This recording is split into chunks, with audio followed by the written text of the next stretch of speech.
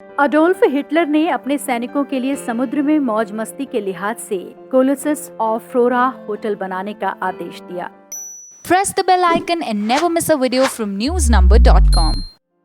लगभग 9,000 मजदूरों ने 30 के दशक में लगातार काम करते हुए इमारत तैयार की। तभी दूसरा विश्व युद्ध छिड़ गया।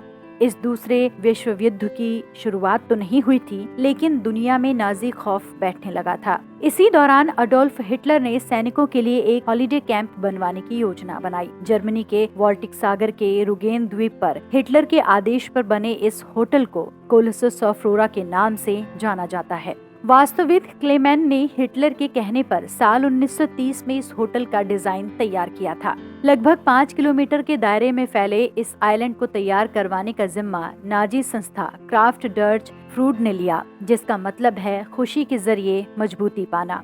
इस होटल को तैयार करवाने के पीछे हिटलर का सीधा मकसद था कि जर्मन लोग और खासकर सैनिक काम के बाद मौज मस्ती का वक्त बिता सकें। होटल को फ्लोरा नाम दिया गया, जिसका अर्थ है बंजर जमीन। ये नाम इसलिए मिला क्योंकि होटल को समुद्र के बीच रेतीली जगह पर बनाया गया था। बड़े पैमाने पर काम शुरू हुआ। काम में लगभग 9,000 मजदूर दिन रात जुटे और साल 1936 से 1929 के बीच 3 साल तक लगातार काम चलता रहा। इस प्रोजेक्ट में 237.5 मिलियन जर्मन करेंसी लगी।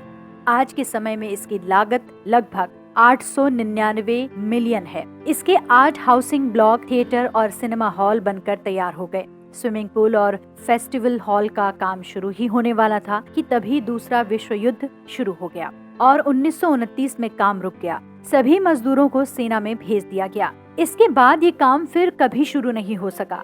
होटल की अधबनी इमारतों का इस्तेमाल सैनिकों ने बैरक की तरह किया, जैसे अपने सोवियत आर्मी के सैनिक यहाँ छिपे, जिसके बाद नेशनल पीपल्स आर्मी और उसके बाद unified arm force of Germany. बमबारी के दौरान यहाँ सैनिकों के अलावा आम लोग भी छिपने के लिए आया करते थे। इसी बीच ये चमचमाती इमारतें बुरी तरह से टूट फूट कर खंडहर में बदलने लगी। बाद के समय में कई बार हिटलर के सपनों के इस होटल को बेचने का काम शुरू हुआ, लेकिन ऐसा हो नहीं सका। हर बार डील किसी न किसी वजह से टूट जाती थी। ज्यादातर लोगों का मानना था कि लड़ाई के दौरान यहाँ भी बहुत सी जानें गई होंगी, इसलिए ये जगह भुता भी हो सकती है।